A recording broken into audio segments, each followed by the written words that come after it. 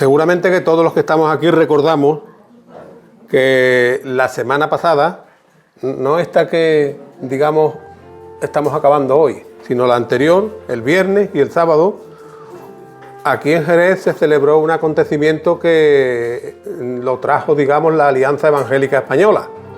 Seguramente que todos nos acordamos. Seguramente que también nos acordamos de que, yo no lo sabía, pero se había invitado aquí a esta iglesia a un pastor que había venido con la Alianza Evangélica Española y se invitó a predicar. Bueno, pues referente a esa predicación, cuando yo oí el mensaje, la verdad es que me quedé pasmado, boquiabierto, impactado. Pero no me quedé impactado por el mensaje en sí, porque uno está harto de oír ese tipo de mensajes. Me quedé impactado porque el día anterior, el sábado anterior, no ayer, sino el anterior, yo acababa de preparar el mensaje para tenerlo aquí hoy. Entonces, insisto, cuando oí el mensaje de este hermano, me quedé impactado. ¿Y por qué me quedé impactado? Bueno, si recordamos y tenemos un poquito de memoria, este hermano lo que vino a decirnos es que hay que predicar, sí o sí, el Evangelio a Jerez. Sí o sí. Evangelio puro y duro. Y entonces cuando yo lo oí, digo, Señor, si ese ha sido prácticamente de distinta forma y con distintos matices, si ha sido el que yo acabo de preparar ayer sábado. Entonces, pues bueno, dicho esto, diremos, como digo muchas veces, por lo tanto, a raíz de esa predicación, digamos que la reflexión que os traigo hoy tendrá el mismo tema que trajo este hermano de la Alianza Evangélica, aunque tendrá dos títulos.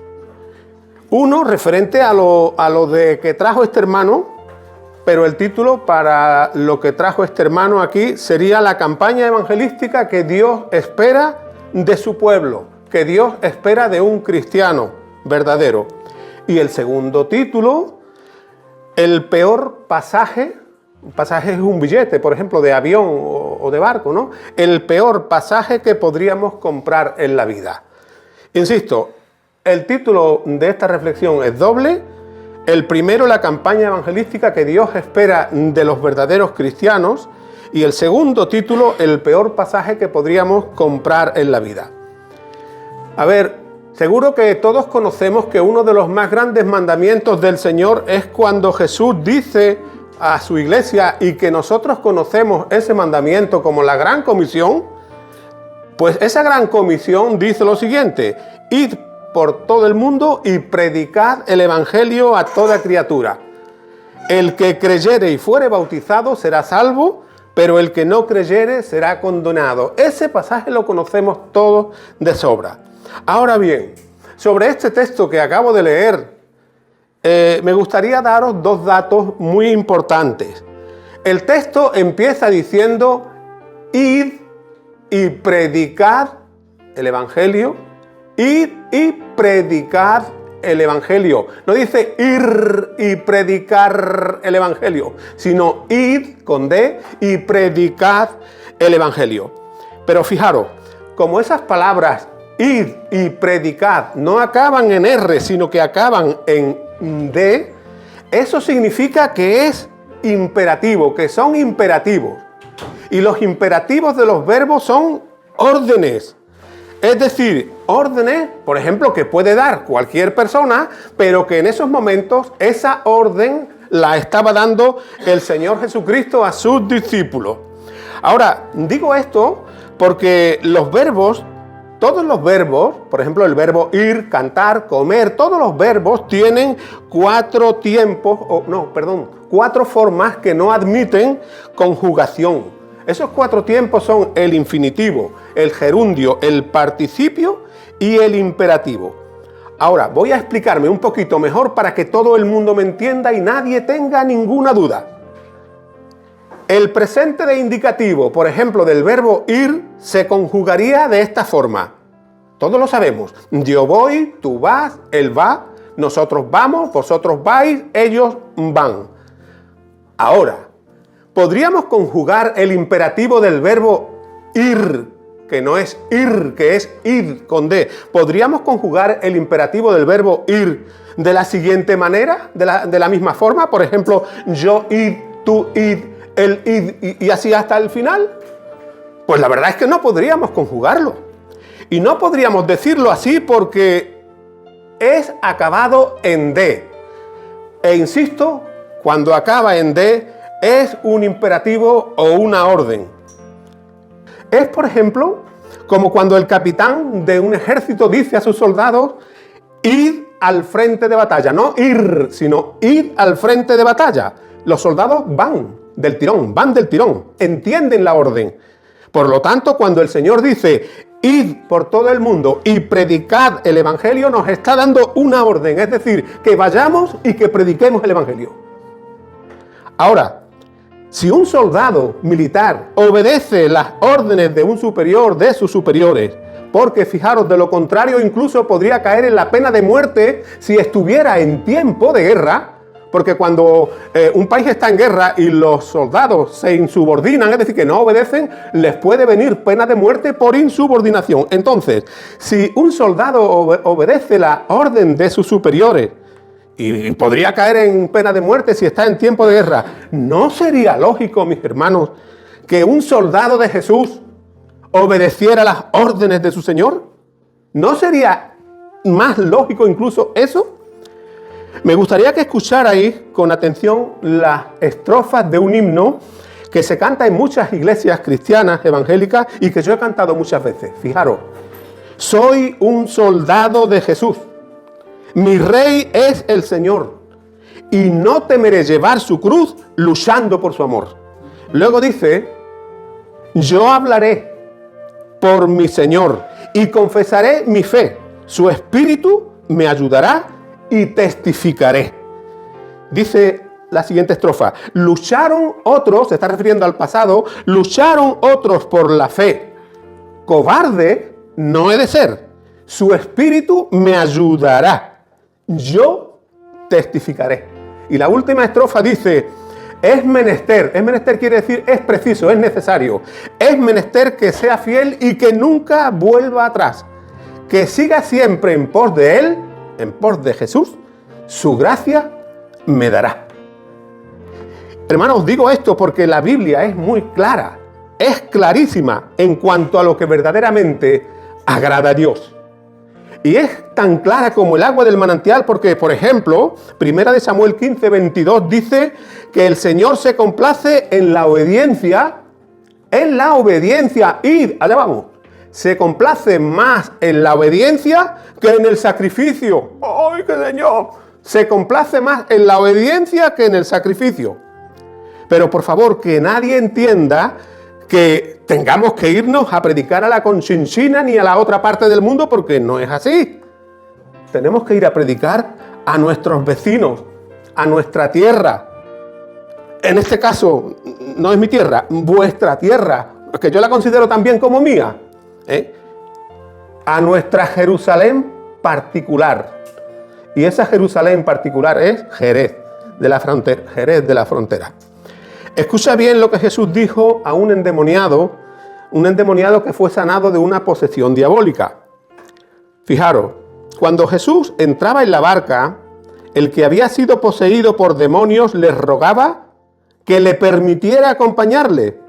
Pero Jesús le dijo, ve a tu casa y a los tuyos, a tu pueblo, y cuéntales lo que el Señor ha hecho por ti.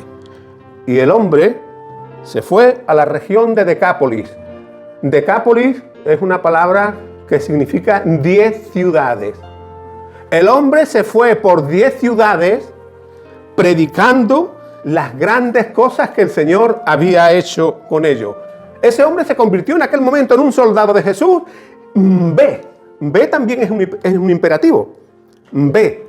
Entonces, eso fue lo que hizo aquel endemoniado. Y como no quiero ya extenderme más en lo que se refiere a la introducción de este mensaje, pues la verdad es que no tengo más remedio, hermanos, que decir lo que Jesús dice a las iglesias del Apocalipsis. A todas les dice, el que tenga oídos para oír, y yo añado, y quiera oír, el que tenga oídos para oír, y yo añado, y quiera oír, que oiga lo que el Espíritu Santo dice a la iglesia. Que vayamos y que prediquemos, por ejemplo, en esto que estamos comentando. Así que vamos a leer un texto que nos va a servir como base para esta reflexión. Que insisto, el título es doble: la campaña evangelística que Dios desea y espera de su pueblo, y el peor pasaje que un cristiano podría comprar en la vida. A ver, todo el que tenga una Biblia a mano podría abrirla por el capítulo 12 del Evangelio de Mateo. Podría abrirla por el capítulo 12 de Mateo, y vamos a leer en el versículo 38, insisto, del Evangelio de Mateo, capítulo 12, que dice así: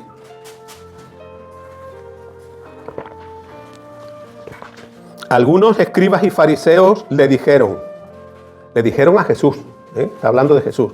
Algunos escribas y fariseos le dijeron: deseamos ver en ti una señal. Y así les respondió Jesús: esta generación mala y adúltera me pide señal, pero la única señal que tendrán que descubrirla en el libro de Jonás. No lo dice así, pero es lo que les está diciendo. Esta generación mala y adúltera me pide señal, pero la única señal que tendrán que ir a descubrirla en el libro de Jonás.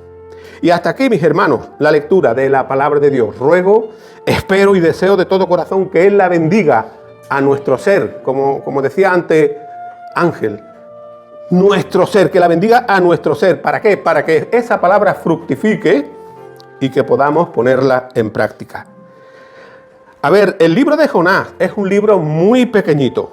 Yo os recomiendo que lo leáis porque es muy pequeñito y se lee en un santiamén. Solamente tiene 4 capítulos. Pero fijaros, aunque el libro de Jonás es uno de los libros más controvertidos de la Biblia, que se presta a más controversia, principalmente entre los incrédulos, también es un libro muy emocionante. Y es un libro muy emocionante porque si lo leemos desde principio a fin, que insisto, yo recomiendo que lo leáis en la tranquilidad de vuestras casas, si lo leemos desde principio a fin, no solo veríamos que está lleno de emoción, que lo está, sino que está lleno del Evangelio de Cristo. Y hermanos míos, está lleno del Evangelio de Cristo porque Jonás con su libro, con su escritura, con su experiencia, apunta a la resurrección de Jesús, porque así como Jesús pasaría 3 días en la tierra, en la tumba, Jonás pasó 3 días en el vientre de un pez. Y así Jonás sería vomitado en tierra como si hubiera vuelto a la vida, pero el Señor resucitaría de los muertos al 3er día. En el Evangelio, en la porción del Evangelio que hemos leído, vemos que los fariseos pedían una señal inequívoca para que pudieran entender que Jesús era el Hijo de Dios. Eso está tan claro como el agua. Es que ya hemos visto muchos milagros. Tal vez pudieran decir los judíos: ya estamos hartos de ver milagros, Jesús. Pero queremos ver la señal definitiva de que tú eres el Mesías, para saber que eres el Hijo de Dios. Pero fijaros, mis hermanos, la señal que esperaban esos fariseos tenía que ser súper espectacular. Era una señal grandiosa la que esperaban. Era como si allí les montara un circo. Era un espectáculo. Ellos querían presenciar un espectáculo. Entonces le dice: esta generación mala y perversa no verá ninguna señal, sino tendrán que ir a descubrirla al libro de Jonás. Fijaros, en una película que se hizo sobre tiburones allí en Australia, en la otra parte del mundo, en las antípodas, una de las mujeres protagonistas fue comida por un tiburón, un gran tiburón blanco. Y a esa película la llamaron, cuando salió, La historia del pez. Pero fijaros, la historia de Jonás, esta historia que Jonás nos cuenta, su experiencia, es una historia muy parecida a la película Tiburón, pero que lejos de ser una película como Tiburón, lo sucedido con Jonás fue una realidad tan cierta como que aquí estamos todos hoy. Una historia real. Pero fíjate también, mi querido amigo, que la Biblia no dice que Jonás fuera comido por una ballena. La Biblia no dice que Jonás fuera comido por una ballena. Dice que fue salvado, no comido, salvado por un gran pez. Y yo lo creo. Y lo creo no solo porque la Biblia lo dice, sino que el Señor lo corroboró cuando hablaba con los fariseos. El Señor lo confirmó. Hermanos, el libro de Jonás comienza con que la palabra de Dios llega a Jonás, llega a este profeta, porque Jonás era un profeta de Dios. Pero por lo visto parece ser que la palabra que oyó de Dios para que la predicara no le gustó. Y aunque nadie sabe por qué no le gustó, lo cierto es que Dios le dijo que fuera a predicar a Nínive. Pero insisto, no solo no le gustó la idea de ir a predicar a los ninivitas, sino que no quiso ir. Dios quería, insisto hermanos, Dios quería que fuera a Nínive. Pero Nínive era una de las naciones más malvadas de la historia. Y a pesar de todo lo malvado que eran los habitantes de Nínive, Dios quería que predicara a esa nación, porque Dios había dicho que a menos que los ninivitas se arrepintieran, serían destruidos. Ahora, como es posible que Jonás conociera la crueldad de los ninivitas, es posible que la conociera, posiblemente esa fuera la causa por la cual se apartó de Dios y se negó a ir a predicar a esa nación, a ese pueblo. Y como no quería ir a Nínive, ¿qué fue lo que hizo? Que se fue a Jope. Jope era otra zona de por allí. ¿Y qué hizo en Jope? Bueno, pues comprar un pasaje, un crucero, que posiblemente le llevaría a comer langostino a Sanlúcar de Barrameda. Y digo esto porque la Biblia dice, y se fue a Tarsis. Y Tarsis es Sanlúcar de Barrameda. De hecho, allí está la iglesia evangélica Tarsis. En vez de obedecer la palabra de Dios, Jonás se fue a Tarsis, negándose a obedecer, escondiéndose de Dios, huyendo de Dios. Ahora, ¿qué fue lo que sucedió en el viaje? Es tremendo, leedlo, de verdad, el libro de Jonás, es muy cortito. ¿Qué fue lo que sucedió en el viaje? Pues que se desató una tormenta tan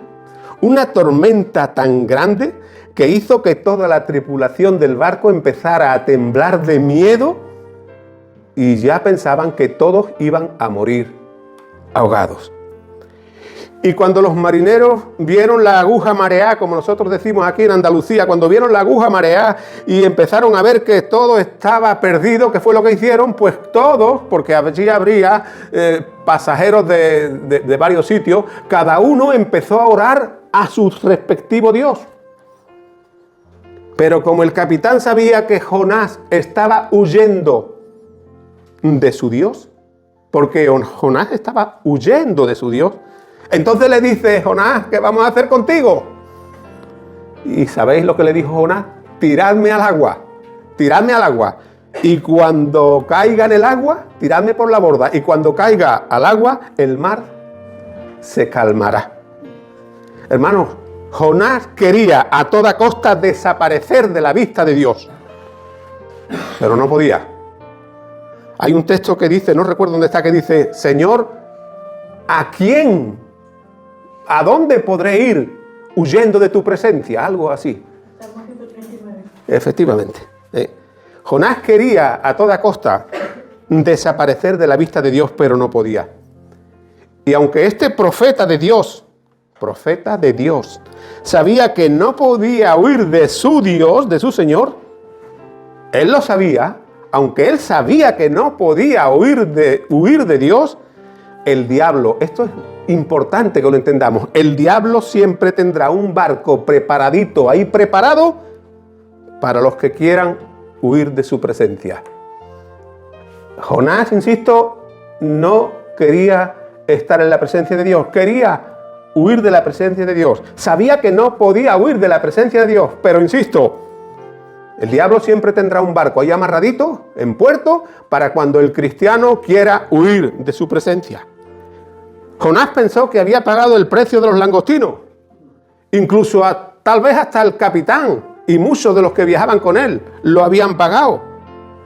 Pero lo que Jonás no sabía es que había pagado el viaje más caro de su vida. Este es el segundo título del mensaje. El viaje más caro de su vida. El pasaje más caro de su vida. Y hermanos míos, ese pasaje o ese viaje también lo pagamos los cristianos cuando tomamos un camino que nos aleje de Dios. Porque así es. Pero fijaros, como Dios tenía preparado un gran pez para que se tragara a Jonás, durante los 3 días que Jonás estuvo en el vientre del pez, tuvo tiempo para meditar y recapacitar en su desobediencia. Hermanos míos, te aseguro de que nadie en su sano juicio, a nadie le hubiera gustado estar en la piel de Jonás, ni en la agonía que debió pasar en los 3 días que pasó en el vientre del pez.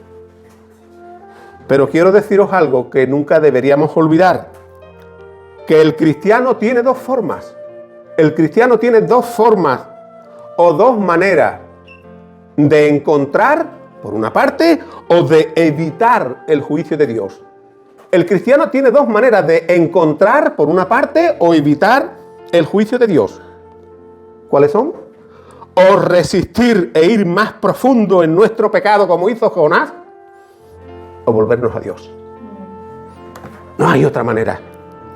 El apóstol Pedro, como todos sabemos, tuvo una experiencia extraordinaria.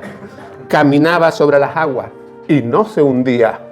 Pero cuando el apóstol apartó la vista de Jesús, alejó su mirada de Jesús, ¿qué fue lo que le pasó? Que se hundía. Y él gritando, Señor, sálvame que me ahogo, sálvame que perezco. Jesús, sálvame. Hermanos míos, la Biblia dice que el hombre está muerto en delitos y en pecado y que solo y exclusivamente podemos alcanzar la vida de Dios por el Espíritu Santo. Y cuando nos arrepentimos de verdad de nuestros pecados y nos convertimos a Jesucristo y le recibimos como Señor y Salvador. Y fijaros, lo que Jonás viene a contarnos es ni más ni menos que la historia de la cruz.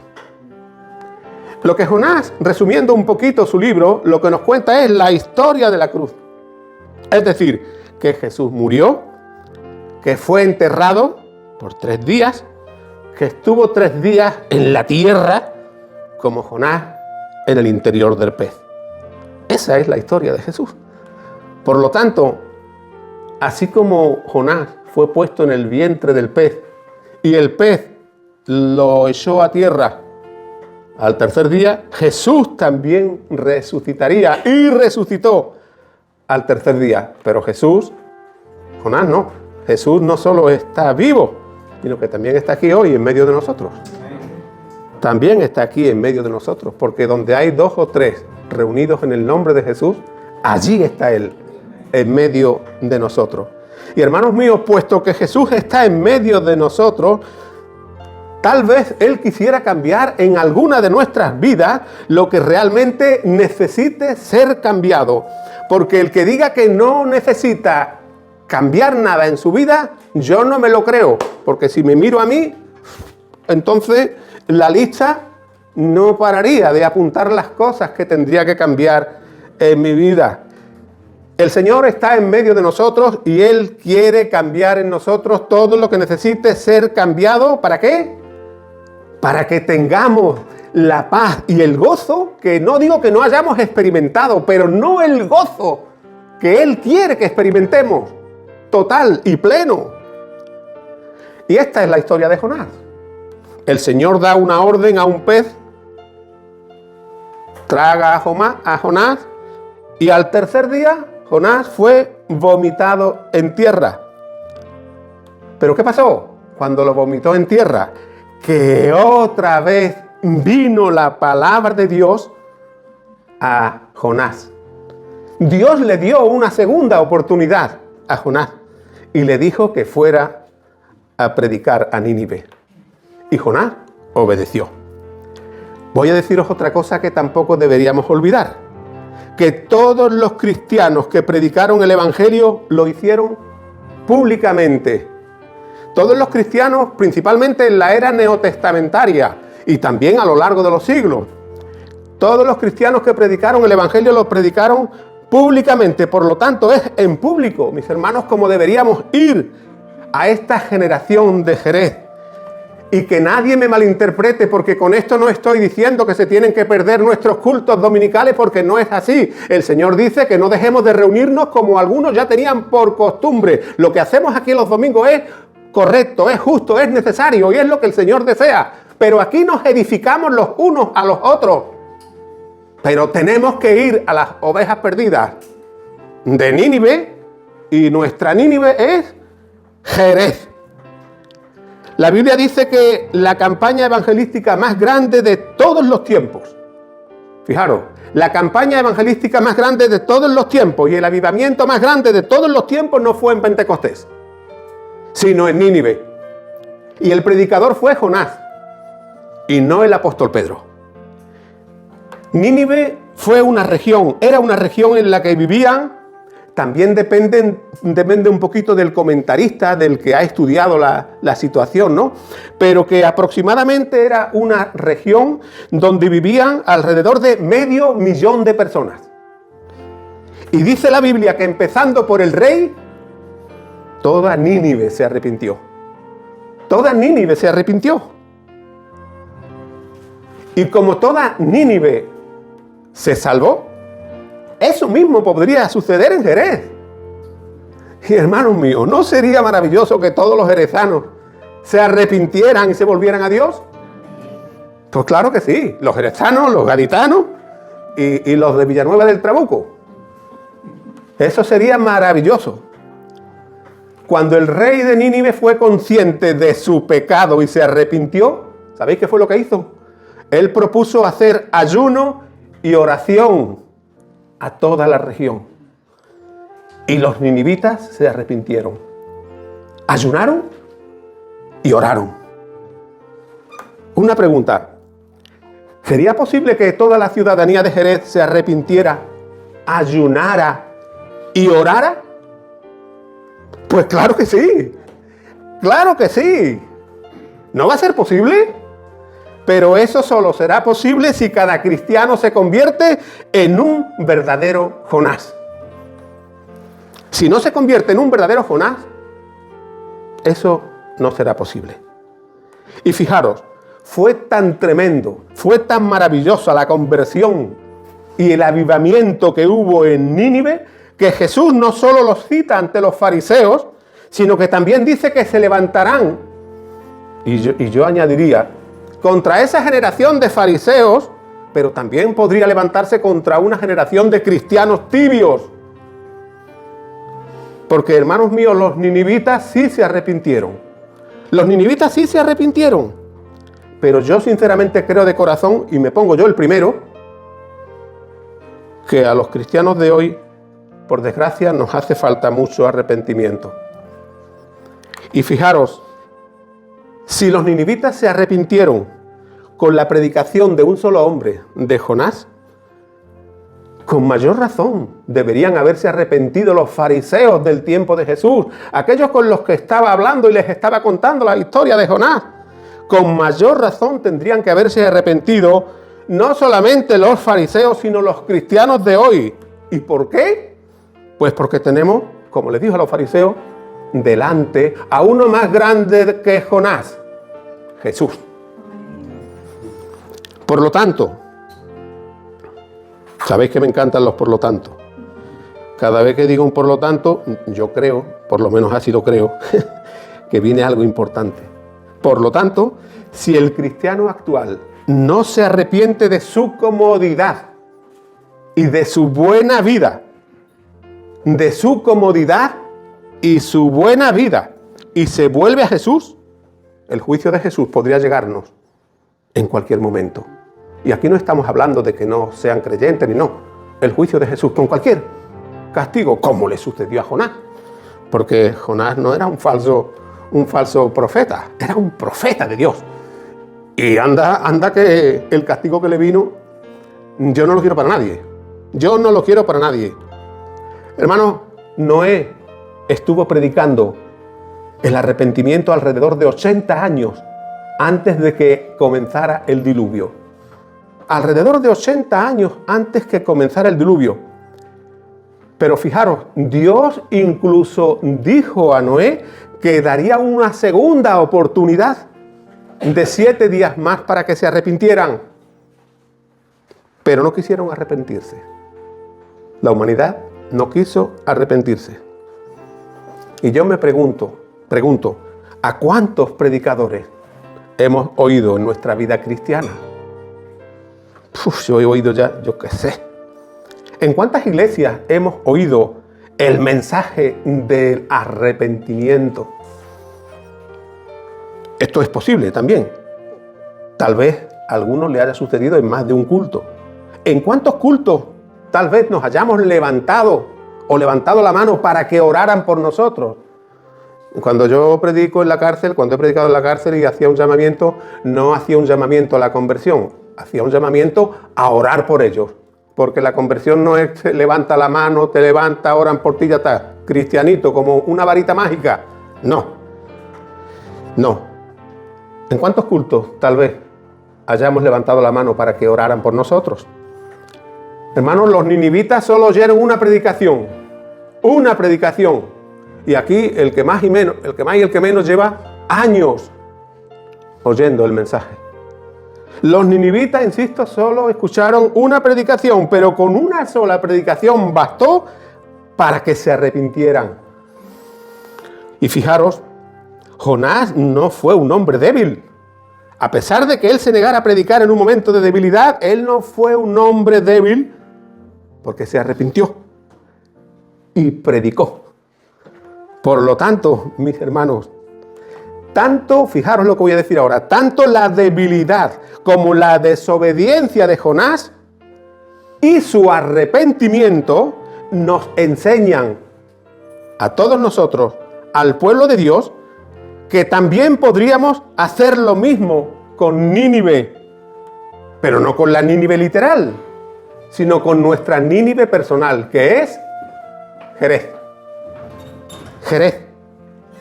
Hermanos, es maravilloso lo que podríamos aprender a través de la vida de Jonás.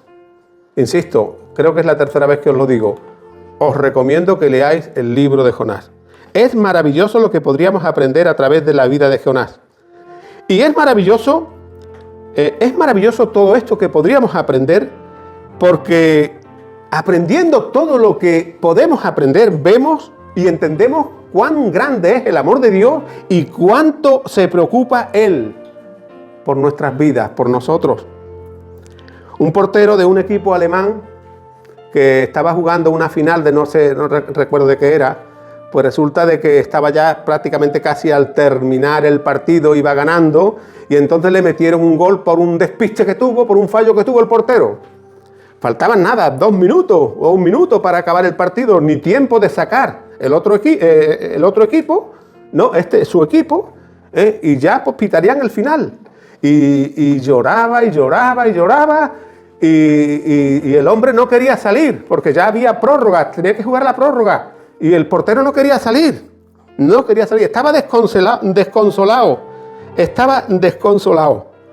Pero el entrenador lo cogió en el vestuario, le puso la mano por encima, vamos a ver, mira esto, mira lo otro, tú estás súper capacitado para jugar de portero, tú eres el mejor portero. Le animó, salió a jugar y ganaron el partido en la prórroga. Entonces, cuando yo me acuerdo de este entrenador alemán, me digo, qué gran entrenador aquel hombre. Pero cuando leo la historia de Jonás y veo la gran metedura de pata de Jonás, entonces no tengo más remedios que decirme qué Dios tan grande tenemos los cristianos. Qué Dios tan grande tenemos los cristianos.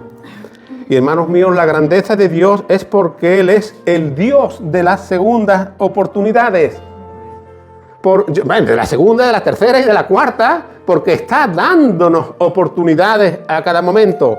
Pero acordaros que el castigo de Dios nos puede venir o metiéndonos más en nuestro pecado, o evitándolo, volviéndonos a Dios.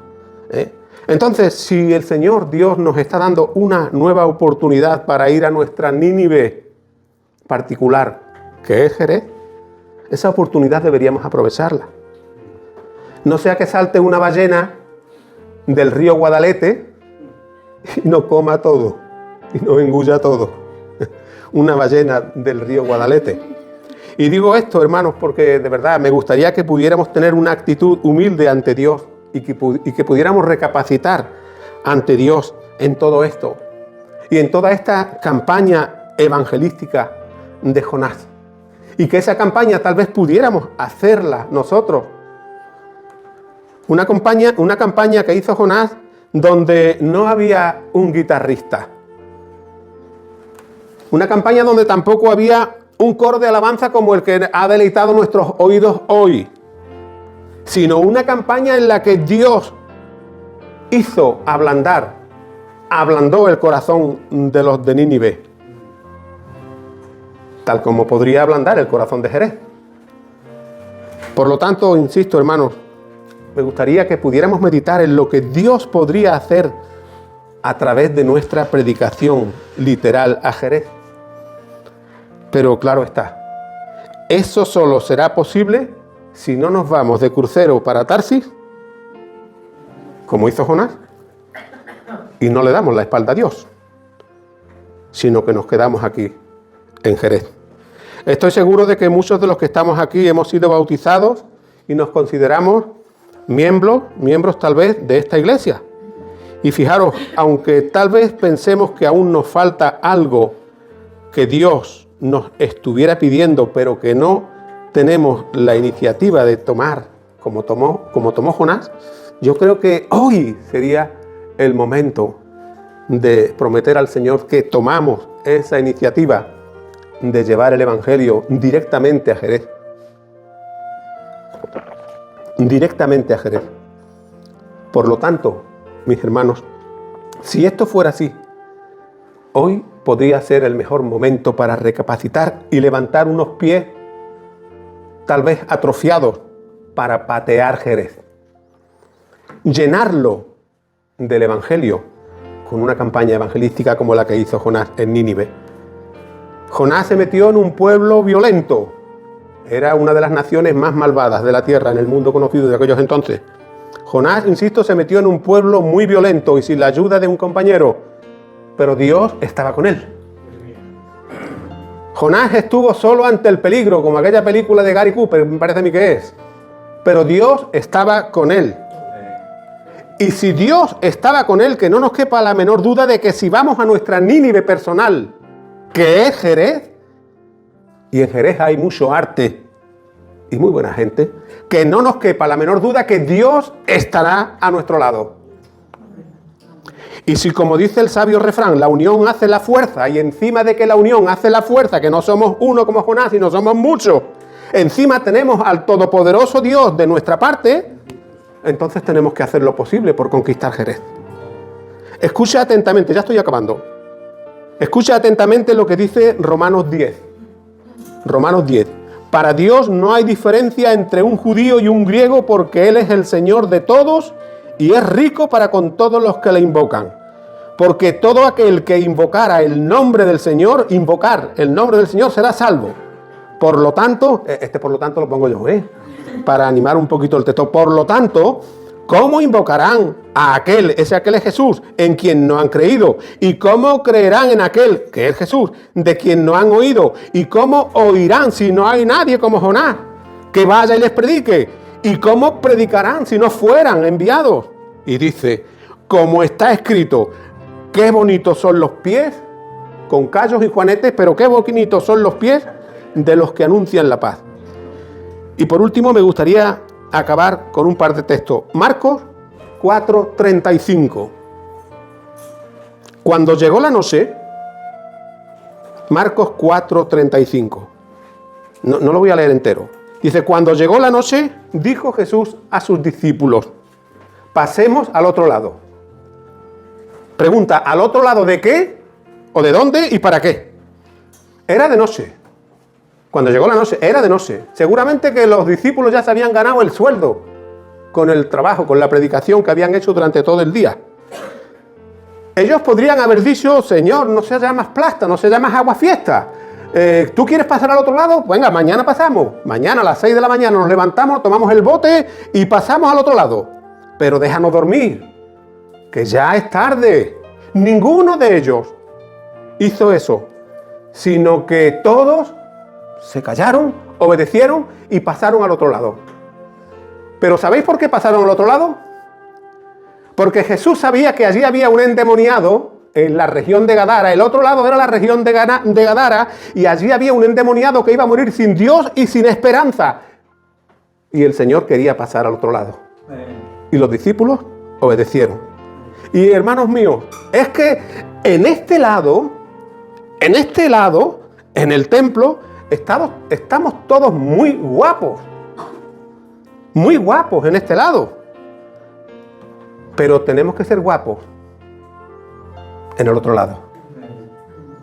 En Jerez, en nuestra Nínive personal. Porque donde hay que estar guapo para Dios, no es aquí, ¡ay, que parece que! Donde hay que estar guapo para Dios es en el otro lado. Y quiero deciros algo para que lo pensemos bien. Si el pueblo de Dios no toma la iniciativa de predicar como predicó Jonás, la mayoría de los habitantes de Jerez se van a morir, igual que aquel endemoniado hubiera muerto sin Dios y sin esperanza si Jesús no hubiera pasado al otro lado, pues la mayoría de la ciudadanía de Jerez va a morir sin Dios y sin esperanza si no nos convertimos, si cada creyente no se convierte en Jonás y pasa al otro lado. Pero no a Tarsis, ahí a Sanlúcar. Hombre, que podemos ir a Sanlúcar a comer langostino de cuando en cuando. Sino a Jerez. Así que, hermanos míos, que el Señor nos ayude. Me alegro por esa confirmación que tuve de este hermano que vino de la Alianza Evangélica Española el domingo pasado. Y nada, que el Señor nos ayude para hacer esta tarea que el Señor nos ha encomendado con nuestro pueblo, con los nuestros, y que eso pueda ser una realidad en cada uno de nosotros. Amén.